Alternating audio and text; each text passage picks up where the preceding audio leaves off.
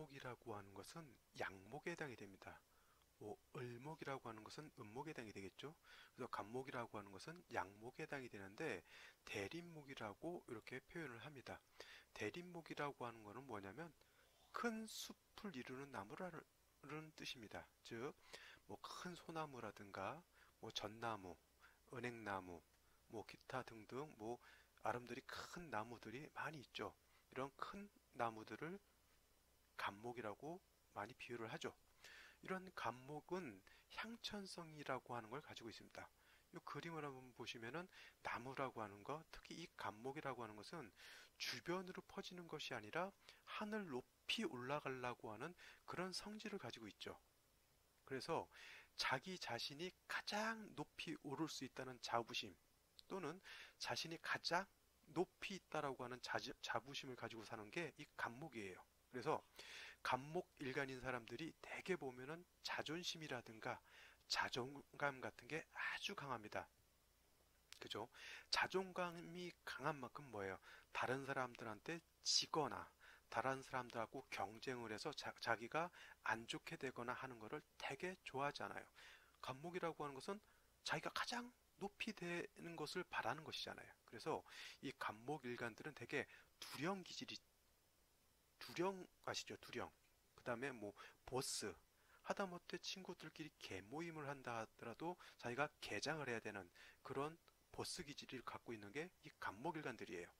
그 다음에 간목의 성정은 대개 보면은 고지식합니다. 고지식하고 완고하죠. 태풍이 불거나 강풍이 불어도 이 간목일간들은 부러지면 부러질지언정 뭐 타협하거나 뭐 그런 성향들이 아니에요. 간목이 태풍 바람 세게 분다고 뭐 태풍하고 뭐 타협하고 그럽니까? 그렇지 않죠. 자기가 부러질지언정 끝까지 버티는 것이 그 간목입니다. 그러니까 우두머리 같은 걸 하더라도 그 뭐야 자기네 어떤 조직이라든가 자기네 단체들을 끌고 갈 수 있는 어떤 카리스마 같은 게 있는 것이죠. 그리고 이 간목 같은 경우는 보면은 을목 같은 경우는 보면 꽃이고 향이 나고 뭐 줄기도 연약하고 부드럽습니다. 근데 이 간목 같은 경우는 겉으로 보기에는 되게 뻣뻣하고 강해 보여요. 나무 같은 거 뭐 소나무라든가 이게 손으로 만져보면 어떻게 돼요? 거칠거칠하죠.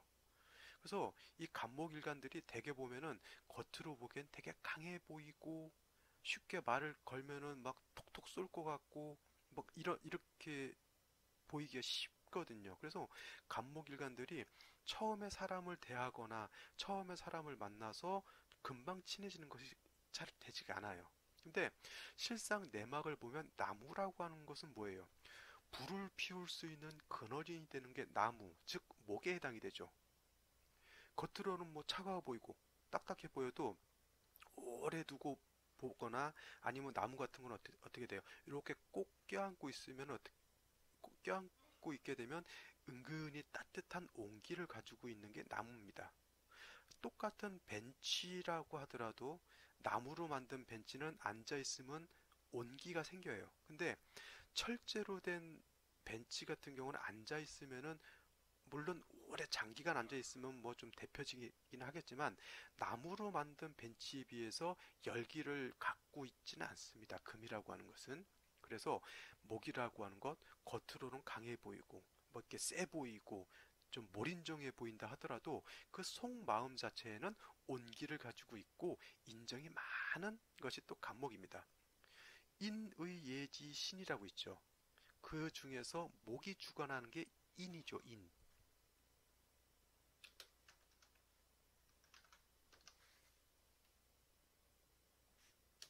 요 인을 뜻하죠. 인자함을 뜻하는 거예요. 그래서 이 목일간, 간목일간이건 을목일간이건 이 인자함은 갖고 있는 것이 기본입니다. 그래서 목일간들이 을목일간도 마찬가지고 이건 간목일간도 마찬가지고 남을 배려할 줄 알고 측은지심을 가지고 있어서 목일간들이 사주에 목이 세력이 있거나 아니면은 뭐 일간이 목이거나 뭐 이런 사람들이 대개 보면은 사회 사업을 한다거나 유경 사업을 한다거나 아니면 뭐 이제 자선 사업 같은 거를 하는 사람들이 되게 많고요. 그다음에 뭐 직업적인 소견으로도 뭐 사회복지라든가 이런 거를 해도 잘 하는 사람들이 많아요. 그 다음에 뭐 요식업도 괜찮을 것이고 아니면 중개, 뭐 부동산 관련된 일도 좀 많이 하는 것이 또 간목일간들입니다. 그렇다면 간목은 어떤 용도가 있을까요? 모든 만물에는 존재 이유가 있다라고 하죠. 천간십간, 갑을병정, 무기경신인게 이 천간십간 모두가 존재의 이유가 있겠죠. 자, 그러면 오늘은 간목은 어떤 용도, 어떤 존재 이유가 있을까요? 그걸 한번 볼까요? 간목이라고 하는 것은 첫째로 꽃을 피우는 용도가 있습니다. 두 번째로는 다 자란 간목, 큰 아름들이 뭐 소나무라든가 이런 것 같은 경우는 도끼나 전기톱으로 베서 쿵 궁궐이나 큰 사찰을 지을 때 버팀목이나 대들보 등으로 쓰는 그런 목적이 있어요. 즉 동량지목으로 쓴다라고 하죠. 그래서 이 동량이라고 하는 건 뭐냐면 뭐 글자 그대로 동량이라고 하는 것은 뭐 대들보, 뭐 마룻대를 이제 의미하는데 뭐 이거를 약간 은유적으로 해서 한 집안이나 한 나라의 뭐 큰 기둥이 될 만한 인재를 뜻하는 것으로서 동량 지목이다, 동량지제다라는 이런 표현을 많이 씁니다. 그러면 여기서 한 가지 짚고 넘어가야 할 것은 목은 간목과 을목이라고 하는 게 있잖아요. 그러면 간목의 용도는 꽃을 피우는 용도와 동량지목으로 쓰는 버팀목이라든가 이런 걸로 쓸 수 있는 용도가 있게 되는데 을목 같은 경우는 전용하여 꽃을 피우는 용도예요. 을목은. 을목, 질환, 난초 같은 걸 잘라다 기둥으로 쓰진 않습니다. 그러면은 간목은 용도가 두 개네요. 물론 두 가지로 지금 말씀을 드렸는데 만약 둘 중에 하나 어떤 것이 간목이 진정한 간목의 용도가 될까요? 라고 이제 묻는다면은 간목의 용도는 꽃을 피우는 용도가 아니라 동량진목으로 쓰는 게 원래 간목의 목적인 것이고요. 을목은 그야말로 꽃을 피워서 세상의 아름다운 향기와 아름다운 자태를 드러내는 것이 을목의 목적인 것입니다. 이것은 구분을 명확히 해두시고 넘어가는 게 좋을 것 같습니다. 그림을 보시면 뭐 이 그림이나 뭐 이 그림을 요 그림을 이렇게 보게 되면 이거는 이제 뭐 목련꽃 같고요. 이거는 뭐 매화라든가 뭐 벚꽃 이렇게 보이는데 이게 이제 간목인데도 이렇게 봄이나 여름 되면 이제 꽃을 피게 되는 것이고요. 아니면 이제 이렇게 큰 나무 이렇게 뭐 큰 나무 같은 경우는 이제 배다가 뭐 버팀목이라든가 이제 이렇게 쓰는 것이죠. 이게 두 가지가 간목의 용도가 되겠는데 목적은 동량지목으로 쓰는 것이 간목의 용도라고 하는 것 말씀드렸고요. 간목이 봄에 태어나게 되면 어떨까요? 간목이 봄에 태어나게 되면 아직은 겨울에 전월 뭐 추월에 차가운 기운이 아직은 남아 있어서 춥습니다. 그래서 봄 특히 인월 정도에 태어나게 되면 화가 있어서 따뜻하게 해 주어야 봄에 나무가 새싹을 피우고 꽃을 피울 수가 있습니다. 자, 적천수에 춘불용금이라는 말이 있어요. 춘불용금.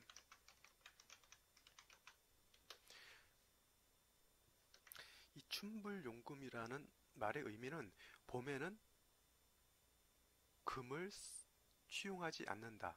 봄에 태어난 나무는 금을 용신으로 쓰지 않는다. 이런 말입니다. 그렇다면 왜 봄에는 금을 쓰지 않을까요? 대개 봄을 인월, 묘월, 진월로 구분을 해서 인월은 초춘이고 묘월은 중춘이고 그 다음에 진월은 개춘이라고 표현을 하죠. 그래서 목일간, 특히 간목일간이 인월이나 묘월이나 진월, 초춘, 중춘, 개춘 이렇게 태어나게 되면 목일간, 간목일간이 굉장히 왕할 때 태어난 것이죠. 그래서 용신치용법에 따르게 되면 일간이 왕하면 어떻게 돼요? 관성으로서 억제해라 이런 말이 있습니다. 그러면은 적천수에서 춘불용금이라고 했으니 간목이 인월이나 묘월에 태어나서 왕하면 금을 써야 되는데 금을 쓰지 말라고 했죠. 왜 그럴까요, 이것이?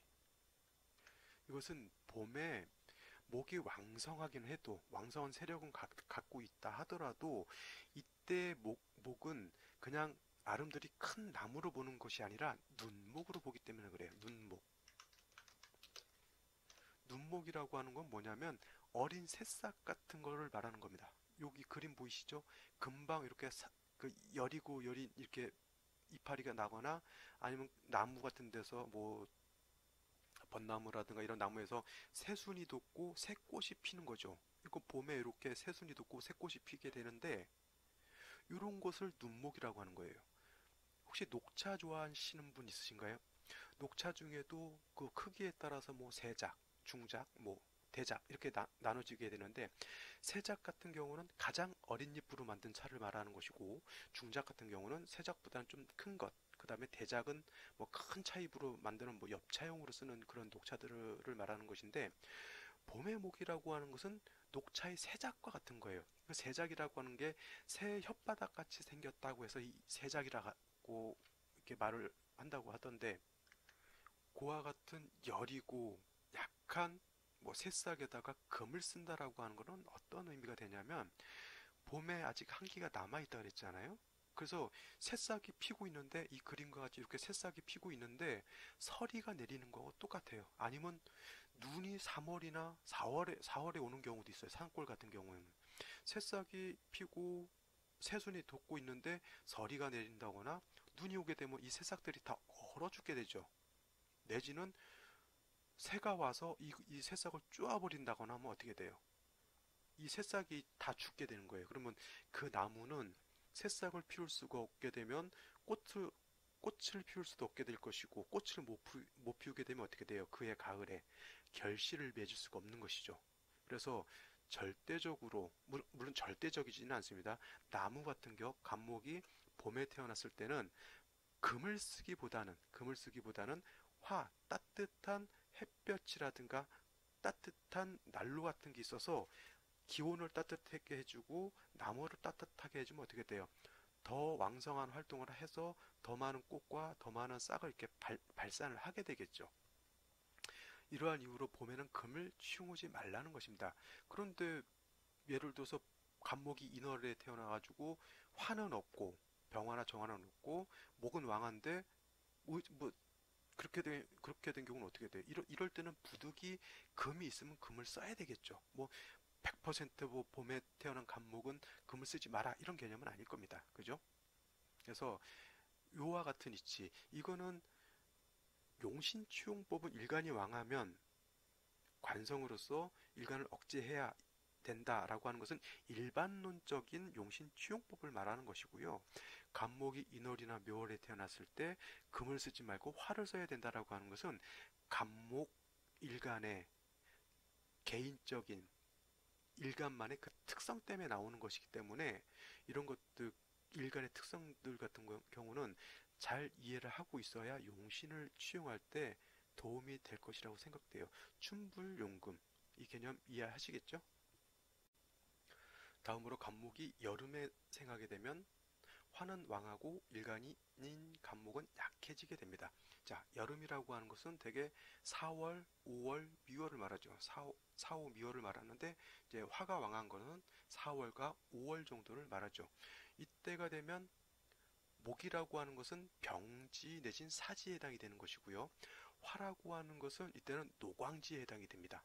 따라서 일간인 목은 약하고 상관인 식신상관인 화는 왕하기 때문에 이때는 사주의 격으로 놓고 치면은 목화 진상관이 되죠. 자, 진상관과 가상관이라고 있죠.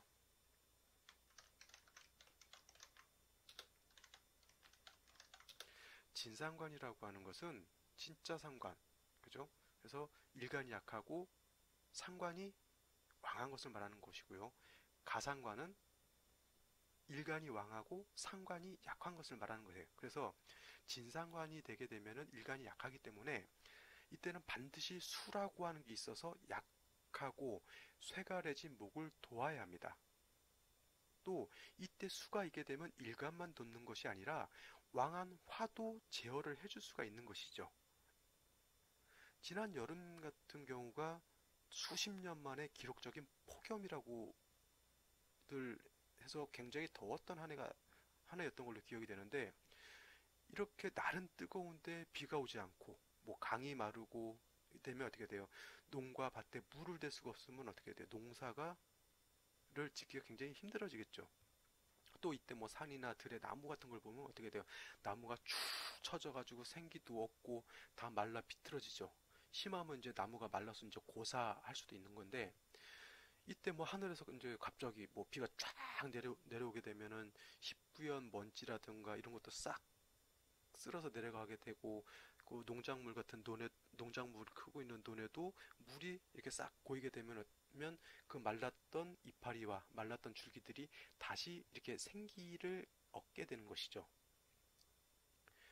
이와 같이 여름에 태어난 목은 뭐 똑같습니다. 간목이나 을목이나 이거는 뭐 기본적으로 목이라고 하는 것은 똑같은 것이기 때문에, 여름에 태어난 목이 물이 없다라고 하면 어떻게 되냐면 사막에 사는 선인장과 같아지는 거예요. 그 사막에 있는 선인장은 이파리가 가시같이 돼버린 거죠. 물이 없으니까 자기가 체내에 갖고 있는 수분을 뺏기지 않기 위해서 이파리를 가시처럼 만든 거예요. 그래서 대개 여름에 태어난 간목 일간이나 을목 일간이 수기가 부족하게 되면 사람들이 꼭 선인장과 같아요. 톡톡 쏘는 듯한 그런 느낌이 들고, 어떻게 돼요? 내 물을 남한테 뺏기지 않으려고 하는 그런 좀 성향이 굉장히 강하죠. 그래서 여름에 수기가 부족하게 되면 좀 욕심이 많습니다. 이거는 왜냐하면 자기도 먹고 살아야 한다라고 하는 어떤 잠재의식과 강박관념 같은 것이 있기 때문에 그렇죠. 그래서 하절인 여름에 간목이 태어나게 되면 반드시 수가 있어서 목을 생조해야 되고요. 그 다음에 화를 제어하는 것이 바로 수의 가장 필요한 용도가 될 것입니다. 그래서 수가 없는 가불목은 살기가 굉장히 어려워질 것입니다. 그죠? 이 적천수에 화치승룡이라는 말이 있습니다. 화치승룡. 자, 이 말은 화가 치열하면 용을 타라라고 하는 뜻이죠. 화가 염렬하고 아주 치열하게 불타오르면 용을 타라라고 하는 말입니다. 여기서 용이라고 하는 것, 이 용이라고 하는 것은 진토를 의미하죠. 진토. 이 진토라고 하는 것을 보면은 지장간에는 을목, 개수, 무토가 있어요.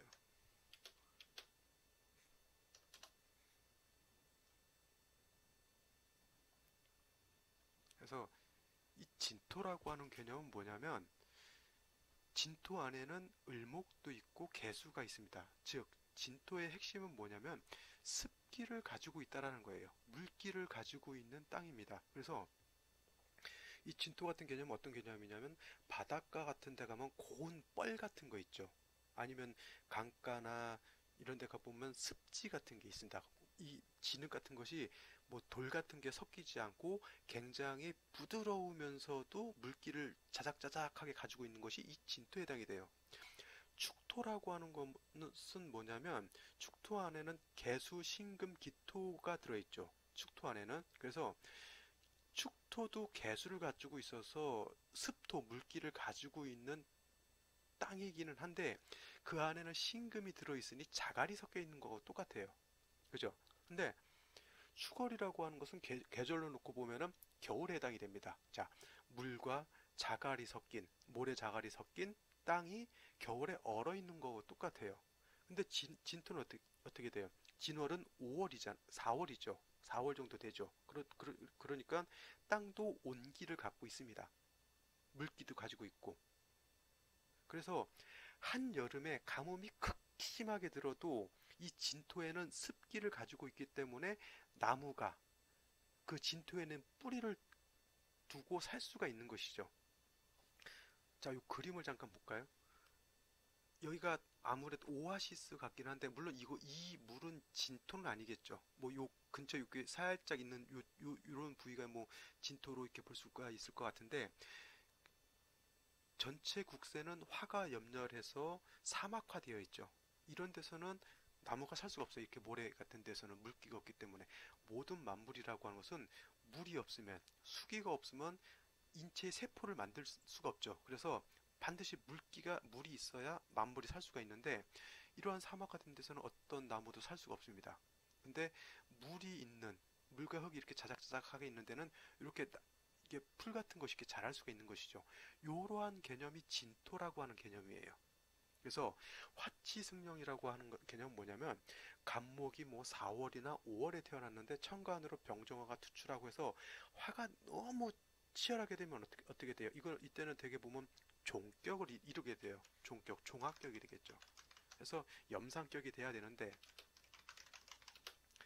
진토가 있으면은 간목이 종하지 않고 그 뜨거운 열기를 진토가 흡수를 해서 목의 뿌리를 배양할 수 있는 능력을 가진 게 진토입니다. 그래서 화치승룡이라는 말, 여름에 화가 왕하면 진토를 타라.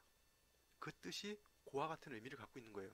여기도 보면은 야자수 같은, 이 그림을 보면 야자수 같은 나무가 살고 있죠. 다 사막인데도 물기가 있고 습기가 있는 데서는 이렇게 살 수가 있는, 그 동식물이나 이런 것들이 살 수가 있는 것입니다. 근데 한 가지 좀 생각해 봐야 할 것이, 화치승룡이 되는 사주가 좋은 사주일까요? 나쁜 사주일까요? 좋은 사주요. 제가 봤을 때는 별로 안 좋은 것 같은데. 원래 간목이라고 하는 것이 4월이나 5월에 태어나면 수기가 있어야 되잖아요. 수기가 있어야 되고, 4, 5월에는 수가 약하기 때문에 반드시 금이 있어서 이 수기를 생조를 해줘야 되는 거예요. 그래서 간목이 4월, 5월에 태어나면 수가 개수나 임수가 천간에 투출하고, 뭐 지지나 천간에 신금, 개수, 경금, 신금이 있어서 수를 생하게 되면 이런 사막화 같은 현상이 나타나지 않죠. 이런 경우는 어떻게 돼요? 큰 산이라든가 이런 데 비가 흡족하게 내려가지고 큰 숲이 울창하게 이루어진 그런 곳에 간목이 살게 될 겁니다. 그게 원한적이고 그게 좋은 사주죠. 근데 화치승룡이라고 하는 것은 극단적인 상황을 말하는 거죠. 여름에 막 한 달씩 비가 안 와가지고 지난 해나 그 지난 해에도 소양강 댐 물이 다 말라버렸어요. 그래도 그 중에 수심이 깊은 데는 물기를 갖고 있죠. 그게 화치승룡인 거예요. 그게 진토거든요. 물기를 갖고 있는 것. 근데 안 좋은 상황에서 자기 혼자 거기에 발 담그고 사는 거죠. 그러니까 결코 화치승룡이라고 해서 좋은 사주로 보기는 힘들어요. 그렇지 않겠냐고요. 그죠? 자, 이번에는 간목이라고 하는 것이 얘를 가을에 태어나게 되면 어떡할까요? 가을에 태어나게 되면. 간목이 가을에 태어나게 되면 금은 왕하고 일간은 약할 때 태어나게 되는 거죠. 신유술은 간목 입장에서 놓고 보면 포태법으로 절퇴지에 해당이 돼요. 절퇴지. 절퇴지라고 하는 건 뭐냐면 가장 약할 때에 해당이 되는 것이죠. 근데 신월, 유월 같은 경우, 이 신유월에 금은 어떻게 돼요? 노광지에 해당이 되죠. 간목 입장에서 금이라고 하는 것은 관성인데 일간은 약하고 관성은 왕한 거죠. 간목일간이 예를 들어서 경금을 보게 되면 어떻게 돼요? 이건 살중신경한 사주가 되는 거예요. 그래서 간목이 신유월에 태어나게 되면 반드시 뭐예요? 일간이 왕해야 할 필요가 있어요. 금왕절인 신유월에 태어나게 되면 일간이 왕해야 된다. 왕해야 좋다. 이렇게 쓰면 되겠네요. 왜냐하면 절퇴지에 태어났다라고 하는 것은 일간이 약하기 때문에 일단 일간이 살아야 되는 거예요. 그죠? 그래서 이제 뭐 인비가 있어야 되겠죠. 인성이라고 하는 수가 있어서 나를 도와주거나 아니면은 비견이나 겁재 같은 것이 있어서 나를 도와줘야 되겠죠. 자, 적천수의 간목이 가을에 태어나게 되면 축을용토라고 그랬습니다. 자, 봄에 태어나면 춘불용금이라고 그랬죠. 그래서 간목이 봄에 태어났을 때는 금을 용신으로 쓰지 않는다. 근데 간목이 가을에 태어나게 되면 추불용토라고 해서 토를 용신으로 쓰지 않는다 그랬어요. 이거 어떤 의미가 있을까요? 자, 가을은 말씀드렸지만은 신월과 6월이라 그랬죠. 신월과 6월. 근데 이때 금이 아주 왕성한 때에 해당되기 때문에 다시 토가 있게 되면 어떻게 돼요? 일간은 약하고 관성인 금이 왕한 중에 다시 토가 있게 되면 이 토가 금을 다시 생해주겠죠. 그렇게 되면 사주가 어떻게 되냐면 제살태왕이 되는 거예요. 이 제살태왕이라고 하는 건 뭐냐면 살이 왕하잖아요. 근데 재성이 다시 있게 되면은 이 재성이라고 하는 게 살을 다시 생해주죠. 근데 일간은 약한 거잖아요. 나 혼자서 나 혼자서 관살을 감당하기도 힘든데 옆에서 누가 그 관살을 더 짊어지게 하는 거하고 똑같습니다. 예를 들어서 역도 선수가 있어요. 뭐 제가 역도를 한다고 생각해 볼까요? 저는 체력이 약해가지고 기껏 들어야 한 30kg, 40kg밖에 들 수가 없습니다. 이거 이상을 들면 오히려 내가 몸을 상하게 되는 거죠. 어렵사리 50kg를 딱 들었어요. 들었는데 내 친구가 장난친다고 거기다 50kg를 던져놓으면 어떻게 됩니까? 그거는 내가 감당할 수 있는 능력이 안 되는 거죠. 간목이 신유월에 태어나게 되면 일간이 약하기 때문에 그 왕한 관살을 감당하기가 힘들죠. 그래서 아까 말씀드렸지만 일간이 왕한 것을 좋아한다 그랬어요. 필요하다고. 근데 일간이라고 하는 건 어차피 뭐 능력이라고 하는 것은 한계가 있는데 토가 있어서 관살을 다시 생겨주게 되면 내가 받아야 할 부하가 더 커진다라고 하는 개념이에요. 그래서 가을에 태어난 금은 가을에 태어난 금이 아니죠. 가을에 태어난 간목은 토를 용신으로 쓰지 않는다라고 기본적으로 알아두시고요. 근데 이것도 절대적으로 이렇게 생각하시면 안 되는 겁니다. 왜냐하면 간목이 신월에 태어났다 하더라도 뭐 신월 빼고 다 목으로 이루어질 수도 있어요. 그죠? 그런 경우에는 오히려 관살을 생해줘야 되는 거예요. 그런 경우는 오히려 제자약살이 되는 거예요. 제자약살이라고 하는 거는 뭐냐면 원래 살이라고 하는 것은 중화를 시켜줘야 되는 것에 해당이 되는 건데 간목이 신월에 태어나게 되면 일간이 약하기 때문에 토를 쓰면 안 되는데 반대로 간목이 신월에 태어났는데 월령 빼고 다 목이라고 하면 이거는 사주 국세가 바뀌죠. 일간이 왕한 걸로 되고 칠살인 신금은 약한 걸로 되는 겁니다. 이때는 어떻게 돼요? 약한 신금 오히려 도와줘야 되는 거죠. 그게 제자 약살로 사주의 격국이 이렇게 변하는 거죠. 그래서 사주를 볼 때 물론 고전 이론도 좋고 요즘 또 신생 이론들이 또 많이 나와 있습니다. 그래서 그런 거 하나하나 보면서 이론을 체득하고 사주를 보면서 하나하나 대입해보고 하나하나 검증해보는 것은 중요한데 어느 한 이론만을 맹신하거나 하는 것은 절대적으로 금물이에요. 어떤 사람은 고전 이론에 너무 얽매여서 그렇게 자기 이론을 주장하는 사람이 있고 어떤 사람은 또 신살이라고 하는 이론에 좀 비중을 둬서 사주를 보는 사람들이 있고 아니면 요즘 또 새로운 이론들이 또 좀 낯선 이론들이 많이 이렇게 만들어지고 있어요. 근데 이런 거죠. 뭐 교회가 불교를 배척하고 불교가 교회를 배척하고 이런 게 아니라 서로 상생하는 것이 좀 필요한 거잖아요. 종교 같은 것도 이런 명리 쪽도 마찬가지인 것 같아요. 옛날 고전 이론이 다 나쁜 것도 아니고요. 요즘 신생 이론이 다 옳은 것도 아니잖아요. 그죠? 서로 중요한 것은 이 이론을 서로 조화를 시키는 것도 필요하고요. 그 다음에 사주를 보면서 이거를 절대적으로 검증할 필요가 있는 것이죠. 근데 이것을 한 개인이 검증하고 하기에는 굉장히 좀 어려움이 많습니다. 그래서 이런 거는 이제 같이 뭐 명리에 관심 있는 사람들 내지는 뭐 술사들 이렇게 해가지고 서로 의견 같은 거 많이 좀 교류 같은 거 하면은 명리학이 좀 더 발전하지 않을까 이렇게 생각이 드는 것이죠. 자, 다음으로 넘어가 보도록 하겠습니다. 위에서 이 간목의 용도는 두 가지가 있다고 얘기를 했죠. 첫째는 꽃을 피우는 용도가 있고, 둘째는 작벌에서 동량지목으로 쓰는 용도가 있다고 했습니다. 그래서 대개 간목이 봄이나 여름에 태어나게 되면은 이때는 꽃을 피우는 용도로 보시면 됩니다. 봄이나 여름에는. 근데 가을이나 겨울에 간목이 태어나게 되면 이때는 다자란 성목, 아름드리 큰 나무로 보는 거예요. 낙낙장성 같은 거 있죠. 그렇게 해서 성목으로 보기 때문에 이때는 작벌에서 동량지목으로 쓰는 것이 주 용도가 됩니다.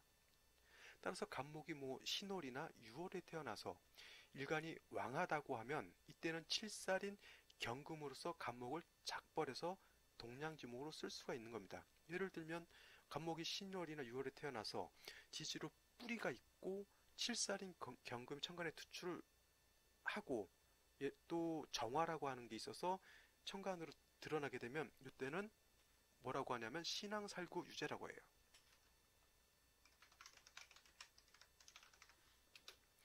신왕살구 유제라고 하는 거는 뭐냐면 신왕, 일관이 왕하고 살고 살도 왕하고 유제, 제함이 있다라고 하는 뜻이죠. 이렇게 되면 뭐라 그랬냐면 출창입상이라 그랬어요. 나가서는 명장이 되고 들어와서는 명재상이 된다 라고 하는 뜻이죠. 그런데 간목이 신월이나 유월에 태어나서 예를 들어서 갑인일주에 정묘시가 된다라고 하면 이거는 일간이 왕한 걸로 놓고 볼 수가 있는데, 예를 들어서 일간이 지지로 뿌리가 약하다고 하면 어떻게 돼요?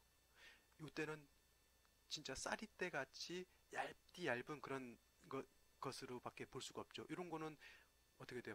배다가 대들보를 쓸 수가 없어요. 이런 거는 기껏해야 화목 내지는 부지깽이로밖에 쓸 수가 없는 것이죠. 그래서 먼저도 말씀드렸지만 간목이 가을에 태어나게 되면 그래서 일간이 좀 왕해야 능력이 좀 출중한 사람이 될 수 있다 이렇게 보는 것이죠.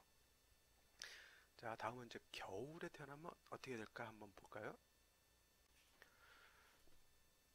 간목이 겨울에 태어나게 되면 이때는 수가 원령을 얻어서 세력을 가질 때에 해당이 됩니다. 그래서 수는 너무 많게 되면 수다목부 내지는 수범목부가 돼서 나무가 물에 떠내려가겠죠. 수다목부 내지는 수범목부라고 하는 건 뭐예요? 수가 많아서 나무가 뜨거나 수가 홍수가 나서 범람을 해서 목이 떠내려간다라고 하는 뜻이에요. 자, 논에 가보면 개구리밥 있죠. 개구리밥. 그거를 부평초라고 하는데 옛날에 부평초라고 하는 노래도 있었다고는 하는데 저는 잘 모르겠고요. 이 부평초가 뭐냐면 물 위에 떠 있는 그 개구리밥을 이게 말하는데, 얘네들은 뿌리가 땅까지 내려가지 않아서 물 위에 떠 있잖아요. 그래서 이 부평초는 바람이 불면 부는 대로, 물결이 치면 치는 대로 왔다 갔다 이게 떠돌아다니죠. 목이 해월이나 자월에 태어났는데 천간으로 임계수가 투출해가지고 너무 수가 왕하게 되면 이 부평초와 같이 돼요. 떠내려가거나 떠돌아다니면서 사는 거죠.